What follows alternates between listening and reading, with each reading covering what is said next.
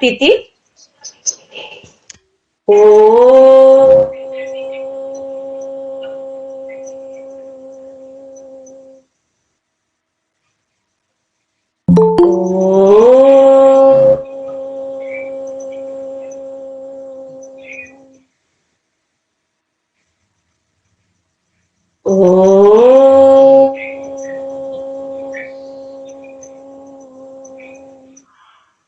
गायत्री मंत्र ओम भूर्भुवः स्वः तस्य विदुर्वरेण्यं भर्गो देवस्य धीमहि धियो यो नः प्रचोदयात् ओम त्र्यंबकं यजामहे सुगंधिं पुष्टिवर्धनम् उर्वारुकमिव वन्दनान् मृत्युर्मुक्षीयममृतात् ॐ गुरुब्रह्मा गुरुविष्णु गुरुदेव महेश्वर गुरुसाक्षात् परं ब्रह्मा तस्मै श्री गुरवे नमः गुरवे नमः। ओम शांति शांति शांति है। प्रतिज्ञा करेंगे।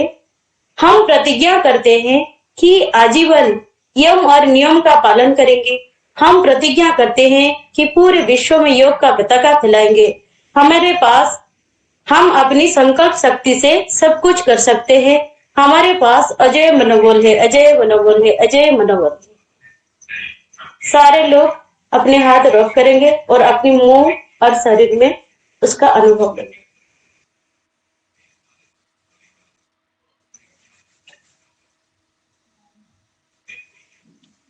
सभी को नमस्ते। चलिए पीडीएफ ओपन करेंगे सर।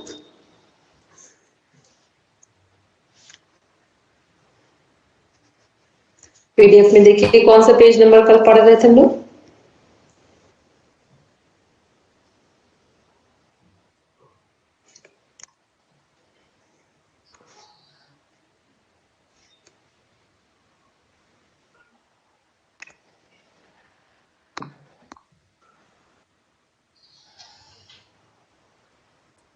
ट्वेंटी 28 पेज नंबर था और थर्ड पॉइंट था पाचक उत्पादों का अवशोषण। 28 पेज नंबर। ठीक है, चलिए स्टार्ट करेंगे। शिवांगी जी पढ़ेंगे।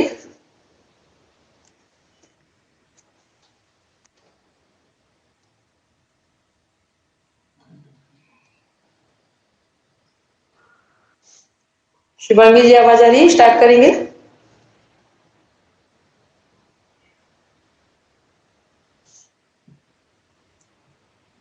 चलिए प्रेमा जी आप स्टार्ट कीजिए। नहीं मैम, मेरे दो लड़के मेरे पास बैठे हैं, आवाज करते हैं।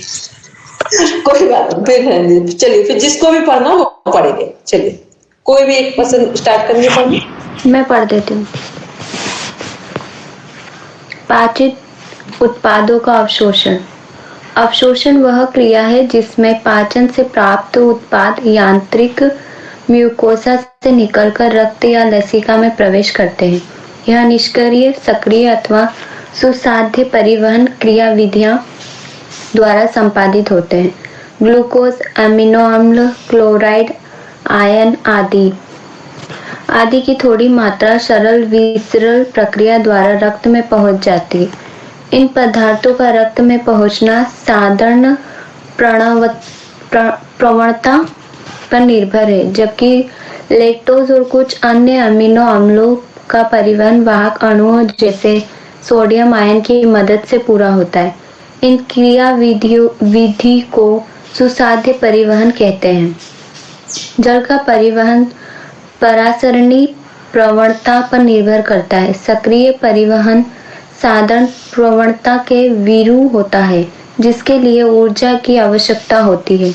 विभिन्न पोषक तत्वों जैसे अमीनो अम्ल, ग्लूकोज, मोनोसेक्राइड और सोडियम आयन विद्युत अपघट्य का रक्त में अवशोषण इसी क्रियाविधि द्वारा होता है। वसामल और ग्लूसेरॉल अविलेय होने के कारण रक्त में अवशोषित नहीं हो पाते। सर्वप्रथम वे विलेय सूक्ष्म बूंदों में समाविष्ट होकर आंतरिक म्यूकोसा में चले जाते हैं, जिन्हें मिशेल कहते हैं। ये यहाँ प्रोटीन आस्तारित सूक्ष्म वसा गोलिका में पुनः संरचित होकर अंकुरों की लसिका वाहिनियों लैक्टियल में चले जाते हैं। ये लसिका वाहिकाएं अंतः अवशोषित पदार्थों को रक्त प्रवाह में छोड़ देती है। पदार्थों का अवशोषण आहार नाल के विभिन्न भागों जैसे मुख, आमाशय, छोटी आंत और बड़ी आंत में होता है, परंतु सबसे अधिक अवशोषण छोटी आंत में होता है। अवशोषण सारांश अवशोषण स्थल और पदार्थ तालिका 1 में दिया गया है। अवशोषित पदार्थ अंत में ईतकों में पहुंचते हैं, जहां वे विभिन्न क्रियाओं के उपयोग में लाए जाते हैं। इस प्रक्रिया को स्वांगीकरण कहते हैं। पाचक अवशिष्ट मलाशय में कठोर होकर सबमल बन जाता है, जो तांत्रिक प्रतिवर्ती क्रिया को शुरू करता है, जिससे मल त्याग की इच्छा पैदा होती है। मल द्वार से मल का बहिक्षेपण एक ऐच्छिक क्रिया है, जो एक बृहत क्रमाकुंचन गति से पूरी तरह होते हैं। पाचन तंत्र के विकार और अनियमितताएं। आंत्र नलिका का शोथ जीवाणुओं और विषाणुओं के संक्रमण से होने वाला एक सामान्य विकार है। आंत्र का संक्रमण परजीवियों जैसे फित्ताकृमि, गोलकृमि, सूत्रकृमि, हुक्म वर्म, पिंड वर्म आदि से भी होता है। पीलिया, इसमें यकृत प्रभावित होता है। पीलिया में त्वचा और आंख पित्त वर्णकों के जमा होने से पीले रंग के दिखाई देते हैं।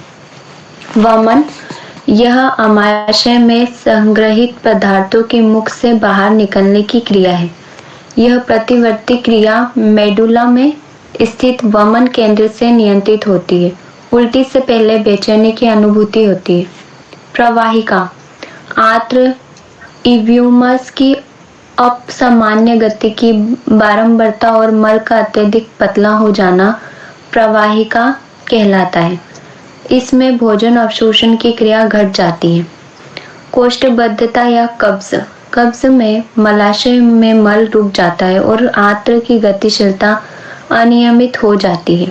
अपच, इस स्थिति में भोजन पूरी तरह नहीं पचता है और पेट भरा भरा महसूस होता है। अपच एंजाइमों के स्राव में कमी, व्यग्रता, खाद्य विषाक्तता, अधिक भोजन करने एवं मसालेदार भोजन करने के कारण होती है। सारांश, मानव के पाचन तंत्र में एक आहार नाल और सहयोगी ग्रंथियां होती हैं। आहार नाल मुख गुहा, ग्रसनी, ग्रसिका, आमाशय, क्षुद्रांत, बृहदांत, मलाशय और मल द्वार से बनी होती है। सहायक पाचन ग्रंथियों में लार ग्रंथि, यकृत, पित्ताशय सहित और अग्नाशय है। मुख के अंदर दांत भोजन को चबाते हैं। जीभ स्वाद को पहचानती है और भोजन को लार के साथ मिलाकर इसे अच्छी तरह से चबाने के लिए सुगम बनाती है। लार में मड या माड़, स्टार्च पचाने वाली पाचक एंजाइम लार एमिलेज होती है, जो माड़ को पचाकर माल्टोज डाइसेक्राइड में बदल देती है। इसके बाद भोजन ग्रसनी से होकर बोल्स के रूप में ग्रसिका में प्रवेश करता है, जो आगे क्रमाकुंचन द्वारा आमाशय तक ले जाया जाता है। आमाशय में मुख्यतः प्रोटीन का पाचन होता है। सरल शर्कराओं, अल्कोहल और दवाओं का भी आमाशय में अवशोषण होता है। कायम क्षुद्रांत के ग्रहणी भाग में प्रवेश करता है, जहां अग्नाशयी रस, पित्त और अंत में आंत्र रस के एंजाइमों द्वारा कार्बोहाइड्रेट, प्रोटीन और वसा का पाचन पूरा होता है। इसके बाद भोजन छोटी आंत के अग्र क्षुद्रांत, जेजुनम और क्षुद्रांत इलियम भाग में जाता है। पाचन के पश्चात कार्बोहाइड्रेट ग्लूकोज जैसे मोनोसेक्राइड में परिवर्तित हो जाते हैं। अंततः प्रोटीन टूटकर अमीनो अम्लों में तथा वसा वसीय अम्लों और ग्लिसरॉल में परिवर्तित हो जाते हैं। आंत उत्पादों का पाचित आंत अंकुरों के उपकला स्तर द्वारा शरीर में अवशोषित हो जाता है। अपचित भोजन मल त्रिकात्र कपाट द्वारा बृहदांत की अर्धनाल में प्रवेश करता है। इलियोसिकल कपाट मल को वापस नहीं जाने देता। अधिकांश जल बड़ी आंत में अवशोषित हो जाता है। अपचित भोजन अर्ध ठोस होकर मलाशय और गुदा नाल में पहुंचता है और अंततः गुदा द्वारा बहिक्षेपित हो जाता है। उत्सर्जन तंत्र गुदा एवं इसके कार्य। प्राणियों द्वारा शरीर में निर्मित हानिकारक एवं विषैले अपशिष्ट पदार्थों को शरीर से विसर्जित करने की जैविक प्रक्रिया उत्सर्जन कहलाती है। शरीर की कोशिकाओं से उपापचय के फलस्वरूप शरीर में एकत्रित जटिल यौगिकों amino, ammonia, carbon dioxide, urea, uric अम्ल आदि का विघटन होता है और कुछ अपशिष्ट पदार्थों का निर्माण होता है जिससे उत्सर्जी पदार्थ कहते हैं। एक मिनट रुकेंगे। Yes ma'am. देखिए अभी हम लोग पढ़ रहे हैं उत्सर्जन तंत्र। पाचन तंत्र को समझा चुके तो उसका हम लोग ने कंक्लूजन में देख लिया। उत्सर्जन तंत्र इन इंग्लिश में क्या है? यूरिनरी सिस्टम या एक्सक्रेटरी सिस्टम। ठीक है, यूरिनरी सिस्टम या एक्सक्रेटरी सिस्टम। इसके जो हमारे मेन ऑर्गन है इस सिस्टम के वो कौन से हैं? किडनी। ठीक है, किडनी नंबर में कितनी है? 2 किडनी है, लेफ्ट एंड राइट। किडनी के ऊपर 2 ग्लैंड्स हैं, एड्रिनल ग्लैंड्स हैं। हार्मोन्स निकलते हैं, एड्रिनलिन, नॉन एड्रिनलिन, ये हार्मोन निकलते हैं। किडनी किसके लिए रिस्पॉन्सिबल? किडनी का फंक्शन क्या है प्रॉपर? ब्लड को फिल्टर, ब्लड का, ठीक है, ब्लड को शुद्ध करना। मतलब जो भी हमारे अच्छी चीजें हैं, न्यूट्रिएंट्स हैं, उनको किडनी छानकर उन्हें ले लेती है छानने में, और उसके बाद जो वेस्ट मटेरियल है उसे यूरिन के थ्रू पास आउट कर देती है बॉडी से। ठीक, ये है हमारा। फिर नेक्स्ट क्या है? जो किडनी से रिलेटेड हमारी 2-3 चीजें हैं। एक तो किडनी की जो ट्यूब्स हैं, जहां से यूरिन हमारे कहां तक आता है? यूरिनरी ब्लैडर तक आता है। फिर वहां से फिर पास आउट हो जाता है। और इस पास आउट की प्रक्रिया में, प्रोसेसिंग में कौन इसे कंट्रोल करता है? हमारा ब्रेन कंट्रोल करता है। ब्रेन ही सेंसेशन देता है यूरिन पास आउट करने के लिए, ब्रेन ही इसको कंट्रोल करता है। तो ये हम लोगों ने कॉमन सी किन चीजों के इसके बारे में पढ़ा? एक्सक्रेटरी सिस्टम या यूरिनरी सिस्टम, इन हिंदी उत्सर्जन तंत्र, मुख्य ऑर्गन किडनी जिसे हिंदी में गुर्दा बोलते हैं। अब आगे पढ़ेंगे।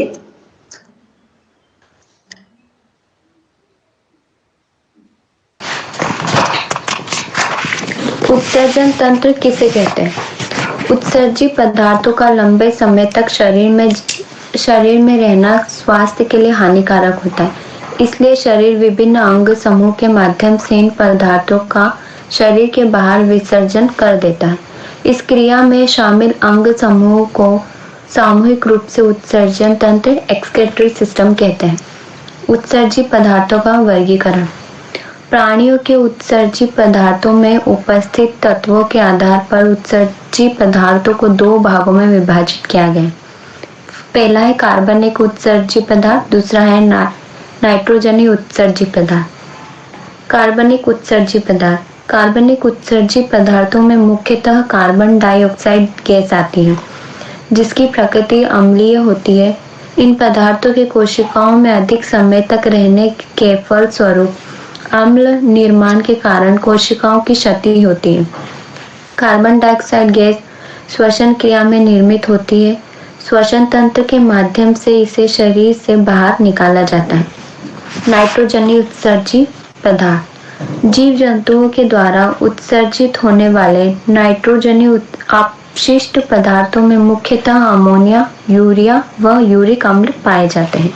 इसमें अमोनिया सबसे अधिक विषैला पदार्थ है, जिसके उत्सर्जन के लिए अधिक जल की आवश्यकता होती है, जबकि यूरिक अम्ल अपेक्षाकृत कम विषैला पदार्थ है तथा इसके उत्सर्जन के लिए कम जल की आवश्यकता होती है।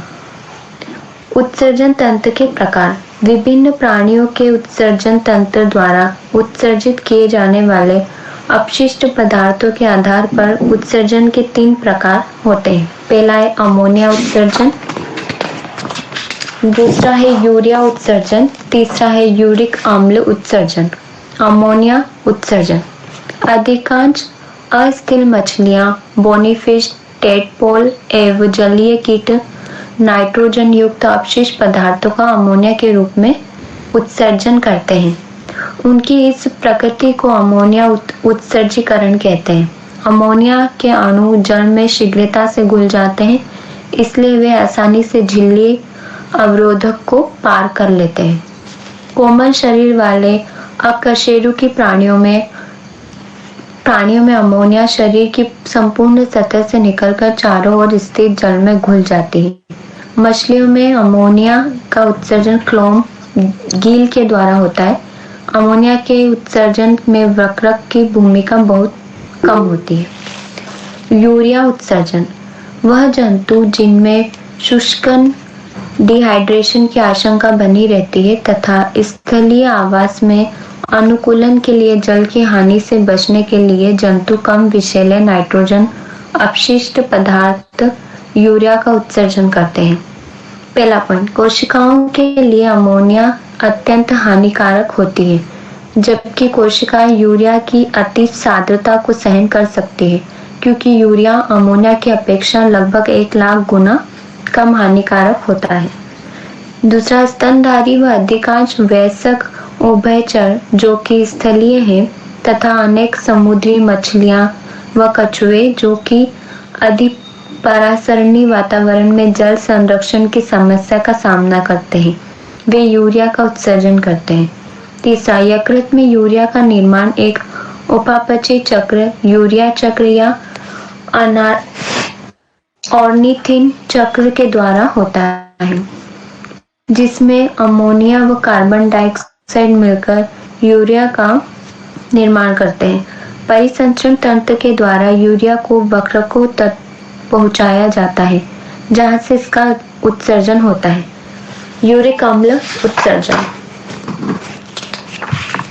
कुछ स्थलीय जंतुओं होगा ना मैम, वो जंतुओं जी जंतुओं कुछ स्थलीय जंतुओं में नाइट्रोजन उपापचय के द्वारा निर्मित नाइट्रोजन युक्त यूरिक अम्ल का उत्सर्जन होता है। यह अम्ल जंतुओं में जल की न्यूनतम मात्रा का ह्रास होने देता है। यूरिक अम्ल की जल में विलयता अमोनिया व यूरिया की तुलना में अत्यंत कम होती है, इसलिए इसका उत्सर्जन एक ठोस अपशिष्ट के रूप में होता है। स्थलीय घोंघा, कीट पतंगे, पक्षी व अनेक सरीसृप यूरिक अम्ल का उत्सर्जन करते हैं। गुदा एवं इसके कार्य। किडनी गुदा मानव शरीर का एक महत्वपूर्ण अंग है। किडनी की खराबी किसी गंभीर बीमारी या मौत का कारण भी बन सकता है। इसकी तुलना सुपर कंप्यूटर के साथ करना उचित है, क्योंकि किडनी की रचना बड़ी अटपटी है और इसके कार्य अत्यंत जटिल है।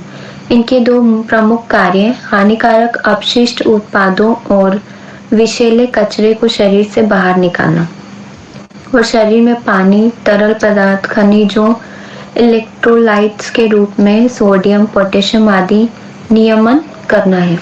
किडनी की संरचना। किडनी शरीर का खून साफ कर पेशाब बनाती है।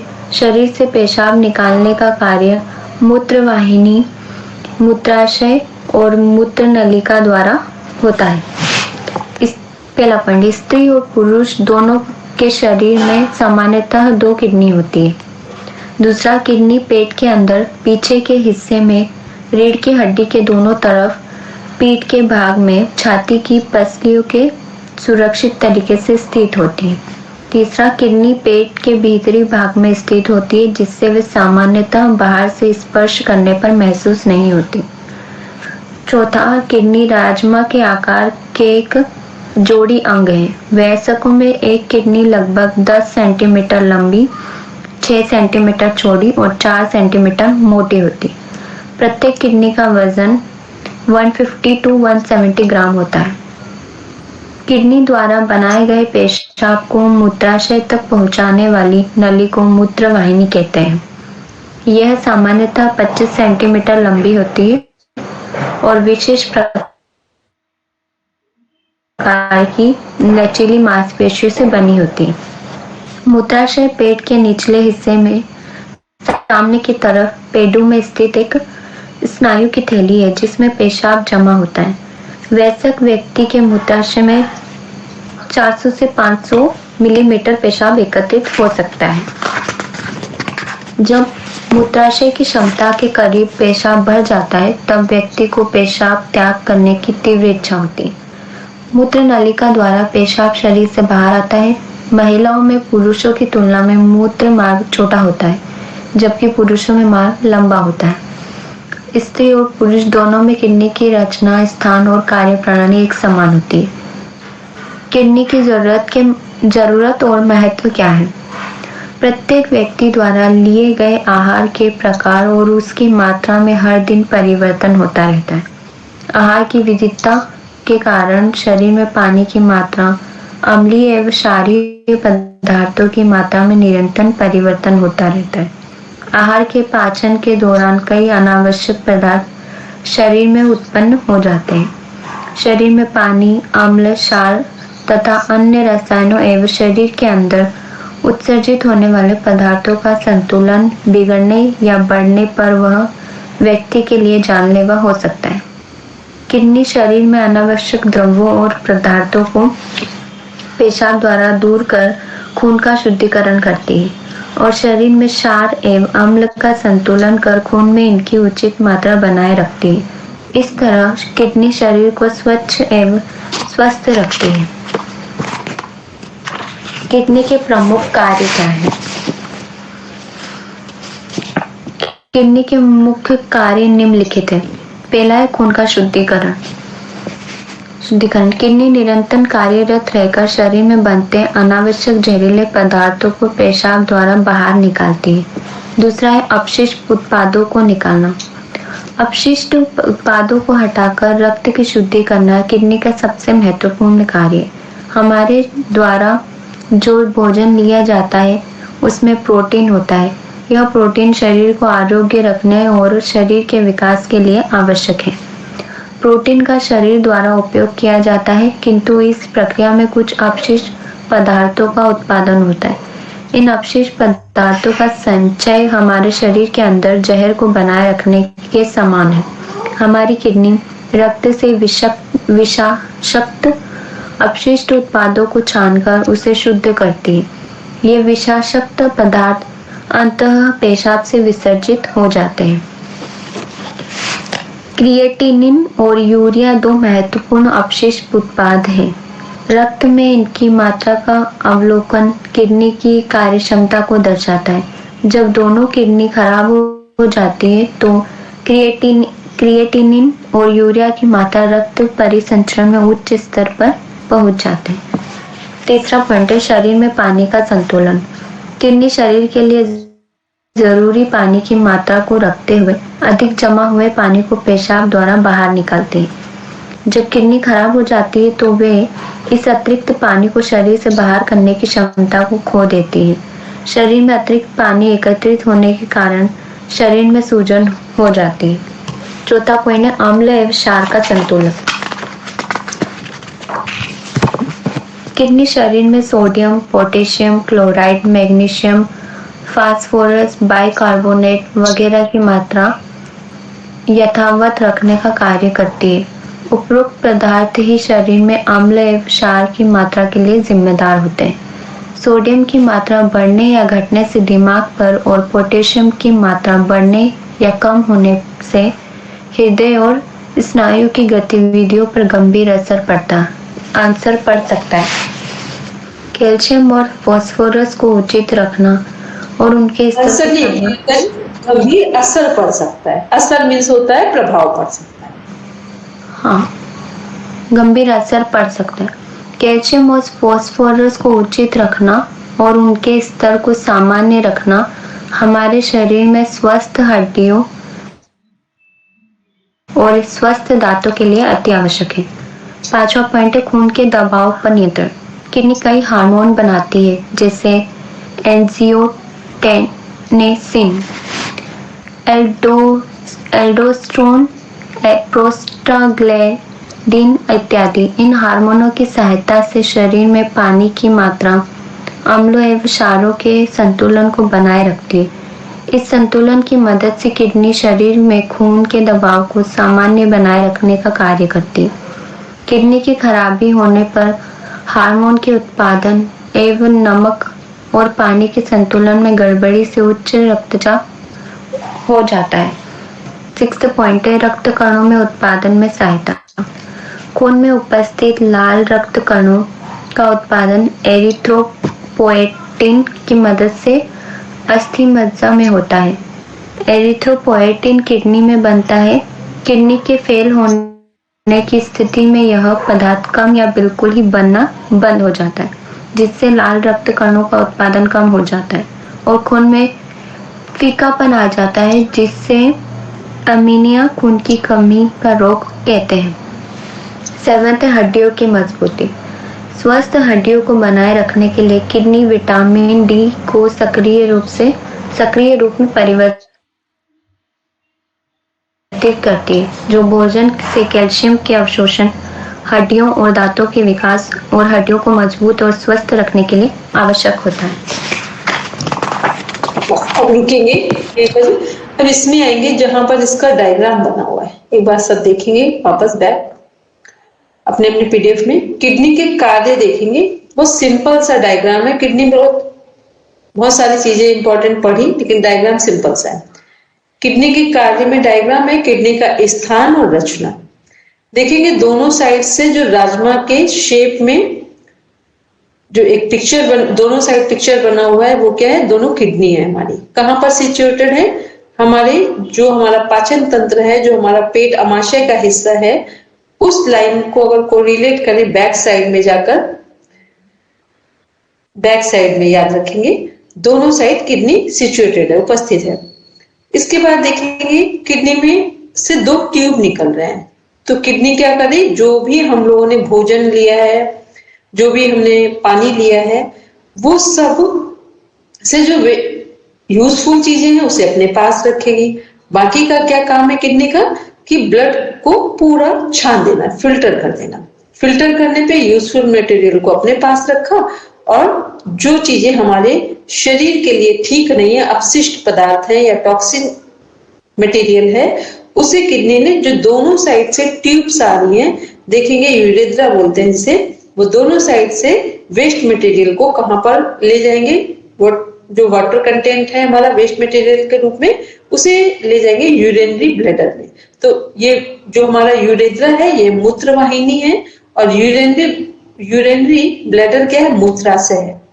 यहां से क्या करें? यहाँ पर हमारा यूरिन कलेक्ट हो जाता है। इसके बाद जब हमारे यूरिन को शरीर से बाहर करना है, जब ये वाला सिम्टम या सिग्नल कौन देगा? ब्रेन देगा। कब हमें अपने शरीर से, कहा जाता है 3 से 400 ग्राम, 300 ग्राम तो नॉर्मल माना जाता है, जब इतना इकट्ठा हो जाता है तो ऑटोमेटिक ब्रेन हमारा सिग्नल देने लगता है कि अब इसे बॉडी से बाहर करना है। तो जब इसे बॉडी से बाहर करने का सिग्नल मिलता है, फिर हमारा नेचुरल बॉडी रेडी होती है कि अब इसे बाहर करना है। तो वेस्ट मटेरियल के रूप में जो भी चीजें हैं वो यूरिन के थ्रू पास आउट हो जाती है। किडनी किसके लिए रिस्पॉन्सिबल है? हाई बीपी के लिए। और बहुत सारी चीजें क्या हैं जो किडनी से रिलेटेड अभी हम लोगों ने नीचे देखी, किडनी के मुख्य कार्य में। इस डायग्राम के अंदर देखेंगे मुख्य कार्य क्या है? फर्स्ट है खून का शुद्धिकरण, ये हम आपको कई बार रिपीट कर चुके हैं, ठीक है, ब्लड का फिल्टरेशन। इसके बाद क्या है? सेकंड है शरीर में पानी एवं क्षार का संतुलन। बॉडी में वाटर कंटेंट को, और क्षार होता है हमारा एल्कलाइन होता है, इसका एक संतुलन बनाकर रखता है कि पानी भी हो और उसमें क्षारीय पदार्थ भी हो। फिर थर्ड है हमारा रक्तचाप, जिसे हाई बीपी बोलते हैं, रक्त कण जिसे रेड ब्लड सेल बोलते हैं, अभी देख रहे थे हम लोग, और कैल्शियम पर नियंत्रण करता है, हाई बीपी को कंट्रोल करता है। दूसरा, ब्लड को, जो रेड ब्लड सेल है उनको बनाने में प्रॉपर हेल्प करता है, और कैल्शियम को नियंत्रित करता है। कैल्शियम को नियंत्रित करने से क्या होता है? जितना भी हमारे बोन से रिलेटेड चीजें हैं, हमारी बोन्स प्रॉपर और हमारे दांत, ये सब क्या रहेंगे, ये किडनी यदि सही से फंक्शन करती है तो ये सभी ठीक रहेंगे। एक चीज इस पे नहीं लिखी है, वो सब अपने पीडीएफ पे ये लास्ट में लिख लें, या जहां किडनी के मुख्य कार्य लिखे वहां लिख लेंगे। जो यूरिन है, यूरिन कब हमारा सही है, तो यूरिन का सही होना उसका पीएच होता है, कितना वो क्षारीय है, तो यूरिन का पीएच होता है 7.4। यूरिन का पीएच 7.4 है, जिसका मीन्स हुआ कि यूरिन में क्षारीय पदार्थ एल्कलाइन सही मात्रा में है। यदि यूरिन में एल्कलाइन की मात्रा कम हो गई, एसिडिक ज्यादा हो गया, तो फिर इसका मतलब है किडनी में समस्या उत्पन्न हो रही है। इसलिए जिनका यूरिन का पीएच, जब भी आपका यूरिन चेक किया जाता है किसी भी प्रॉब्लम में बॉडी की से रिलेटेड, तो यूरिन इसीलिए चेक किया जाता है कि यूरिन के थ्रू भी आपकी समस्या का, प्रॉब्लम्स का पता लगा लिया जाता है। तो यूरिन का पीएच होता है, एक मानक है जिससे यूरिन को ठीक माना जाता है, तो वो है 7.4। इससे कम है तो इसका मतलब है किडनी में समस्या उत्पन्न हो रही है, किसी भी तरह का इन्फेक्शन हो रहा है या प्रॉपर भी समस्या उत्पन्न हो रही है। अब दूसरे इसमें एक फाइनल चीज बताते हैं कि यदि अपनी किडनी को ठीक रखना है हम सभी को, तो भोजन करने के बाद, योगासन करने के बाद यूरिन पास आउट जरूर करना। आपको स्टोन होने की संभावना कभी नहीं होगी।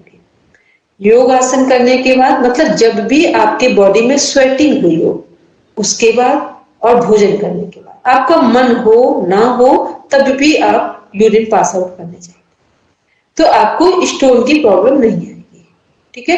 पानी क्या करना है, पानी बहुत नहीं पीना है। जो लोग आप सुनते हैं ना कि बहुत पानी पीते हैं अधिक मात्रा में तो किडनी ठीक रहती है, ये बिल्कुल गलत है।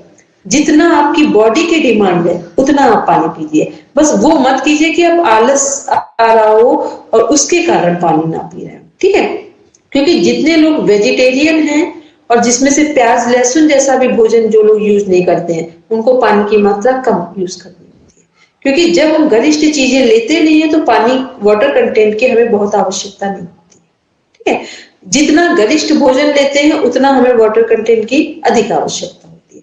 तो ये डिपेंड करता है हमारे भोजन पर, हमारे रहन सहन पर कि हमें पानी की कितनी आवश्यकता है। ऐसा बिल्कुल ना करें कि ये कई बार हम लोग सुन लेते हैं लोगों से कि अधिक पानी पिए, अधिक पानी पिएंगे तो आपका यूरिन एक्सेस पास आउट होगा, जिसके कारण जो आपके न्यूट्रिएंट्स हैं वो भी यूरिन के थ्रू निकल जाएंगे।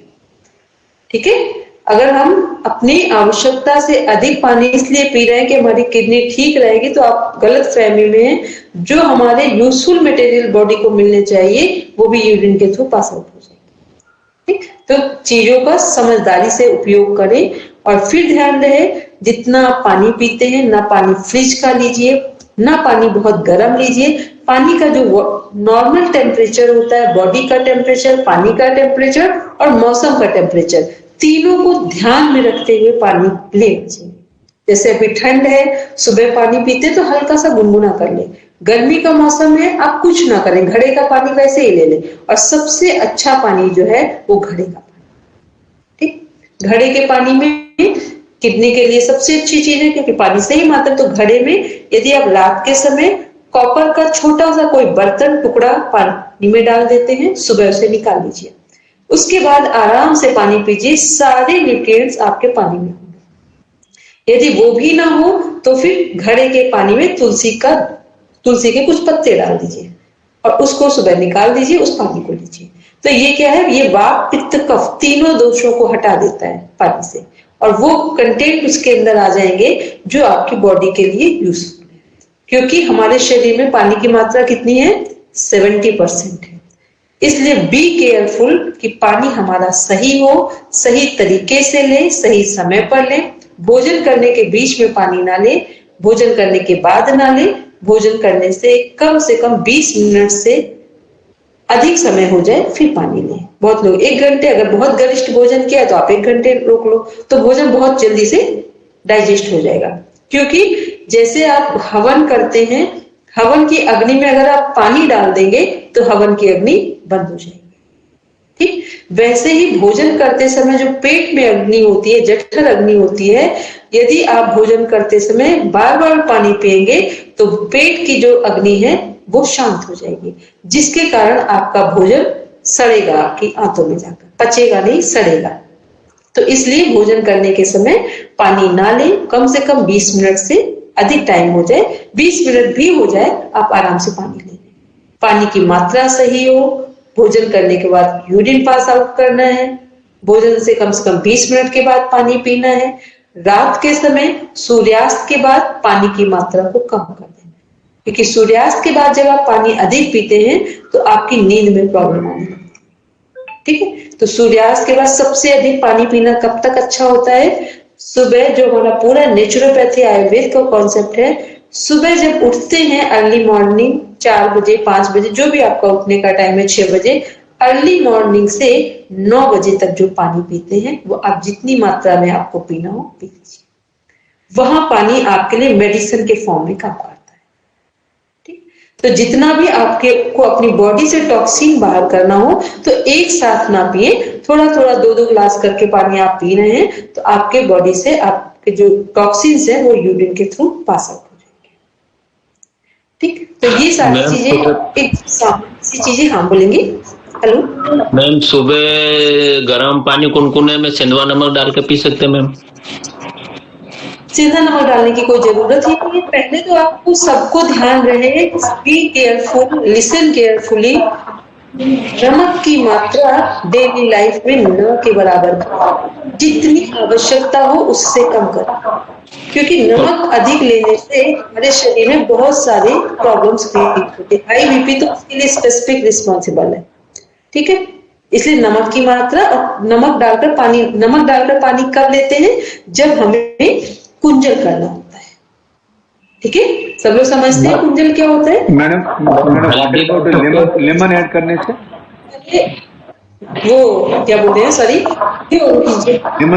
लेमन ऐड करने से नींबू यूज करते हैं ना, वार्म वाटर में। तब हम आंसर देंगे। ठीक है, वीडियो ऑफ में हम किसी का आंसर नहीं देंगे। ठीक है, चलिए, तो हम लोग बात कर रहे थे कि, हाँ बोलेंगे सर, अब बोलिए सर। क्या होता है, वीडियो ऑन नहीं करते हैं ना तो समझ नहीं आती है पूरी बात, आप क्या पूछना चाहते हैं, अब बोलिए। नहीं, कभी कभी सुबह हम लोग कुछ बोलते हैं कि लेमन ऐड करके पीने अच्छा है, बनकर लेमन ऐड करके पानी पी, वार्म वाटर में लेमन ऐड करें। डेली नहीं, कभी कभी हफ्ते में एक बार। ठीक है, हफ्ते में एक बार। यदि आपका पेट साफ नहीं होता उस स्थिति में पूरा ज्ञान, नीम हकीम खतरे जान, little knowledge is a dangerous thing. ठीक, डेली कुछ नहीं करना है जब तक कोई भी चीज, अगर यदि आपको लगता है, कितने लोग हैं जिन्हें ये समझ में आता है कि मेरा पेट सुबह साफ हुआ है कि नहीं, ये खुद फील कर पाते हैं? हैंड रेज कर दो पहले, जितने लोगों को ये खुद से समझ में आता है मेरा पेट साफ हुआ है या नहीं। ठीक, जितने लोगों को लगता है प्रॉपर कि मेरा पेट साफ हुआ है या नहीं, ये अगर बात समझ में आती है तो फिर केवल हफ्ते में एक बार, कभी बहुत नीड लग रही हो कि आज पेट साफ नहीं है, तब लेंगे ऐसा पानी, अदरवाइज नहीं लेंगे। ठीक, अदरवाइज कब लेना है? जब दिन में भोजन कर लेते हैं उसके आधे घंटे बाद जब पानी ले रहे हैं उस पे डाल कर लीजिए। ठीक है, वो आपको मैडम जिसका कॉन्स्टिपेशन प्रॉब्लम, क्या क्या लेना चाहिए सुबह? कॉन्स्टिपेशन की प्रॉब्लम के लिए आपको 5 इस समय किसको किसको अभी बस 2 दिन में कॉन्स्टिपेशन ठीक करना, पहले तो रेस करो हैंड, फिर हम ट्रीटमेंट बताएं। जिनको लगता है 2 दिन में कॉन्स्टिपेशन बिल्कुल फाइनल ठीक करना है, बस उतने लोग बताओ, क्योंकि हमें ऐसा लगता है मरा हुआ जीवन हमको जीवन जीना पसंद है, जो करना है वो ऑन द स्पॉट करो। ठीक, अमरूद सबके आसपास है कि नहीं है? इस समय अमरूद है या नहीं? लगभग सभी के आसपास होगा, अगर इंडिया में है तो सब कुछ होगा। यदि हो तो पके हुए अमरूद 2 दिन भोजन में पूरा ले लीजिए, कुछ भी नहीं खाएंगे, बस 2 दिन लीजिए, आपको लगेगा जीवन में कुछ नया जीवन दोबारा देख रहे हैं। ठीक, 2 दिन पके अमरूद सुबह रात में नहीं लेंगे, सूर्यास्त से पहले ले लेंगे, जैसे व्रत करना होता है, क्योंकि पेट साफ होना किसी तपस्या से कम नहीं है। ठीक, 2 दिन आप अमरूद लीजिए, वैसे आप एक ही दिन लेंगे, दूसरे दिन आपका पेट अच्छे से साफ हो जाएगा। ठीक, उसके बाद वालों को बता दें, अभी इनमें क्या है, इस समय आंवला आ रहा है, आंवले का जूस यदि आप सुबह गुनगुना करके थोड़ा सा लेते हैं 100 ml, आपका पेट साफ हो जाएगा। ठीक, इसलिए रोज रोज बातों को रिपीट नहीं करें। हम डेली बोलते हैं कि पेट साफ करने के लिए कुछ चीजें इतनी इजी हैं, बस आपको चाहिए तो हो कि कल हमें अपना पेट फाइनल साफ करना है, ठीक। लेकिन जिनको पेट की समस्या बहुत दिनों से, वो 2 दिन अन्न नहीं खाएंगे, 2 दिन अन्न वाली डाइट केले से पेट साफ होता है क्या? केले से भी? क्या चीज?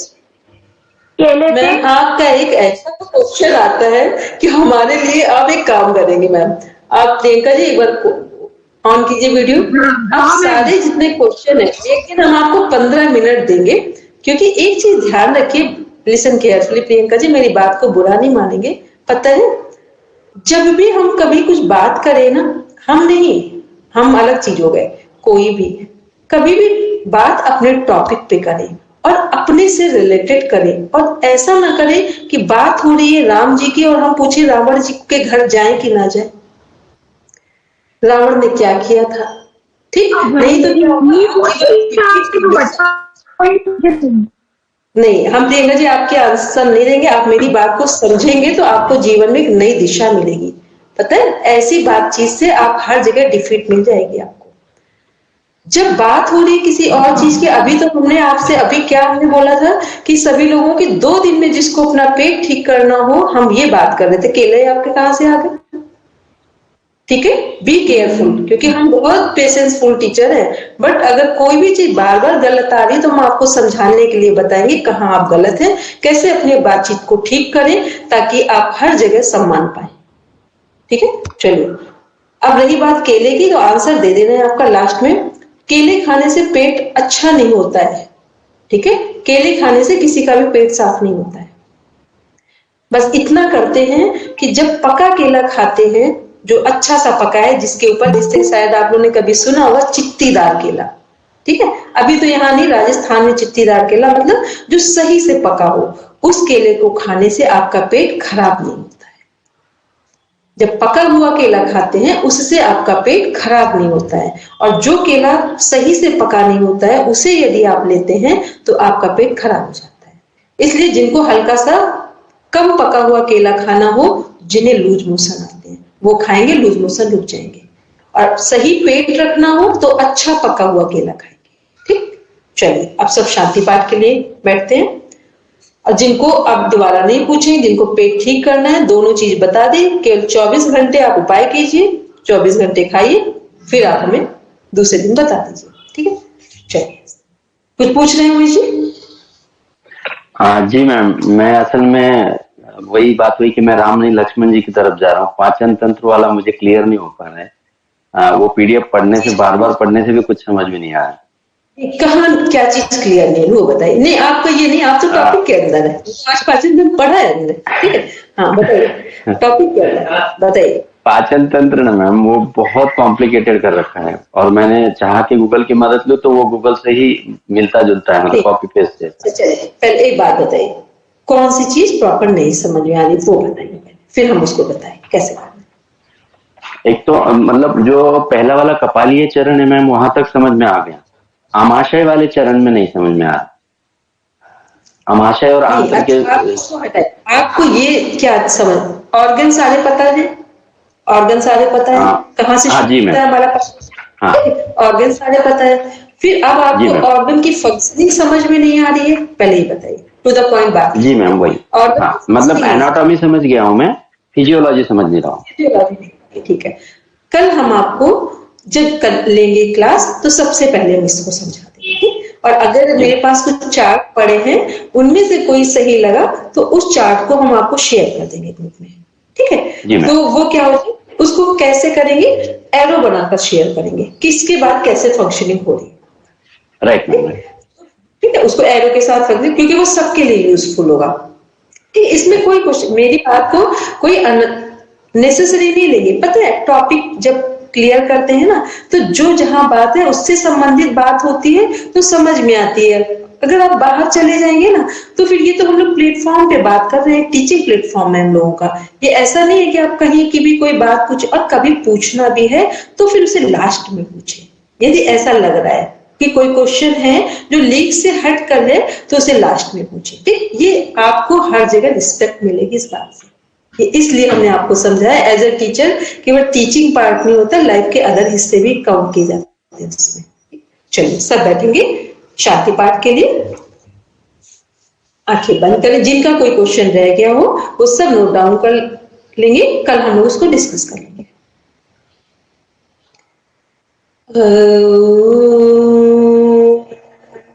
शांति शांति शांति, सर्वारिष्टसु शान्तिर्भवतु। Now rub your palms, touch your eyes, then open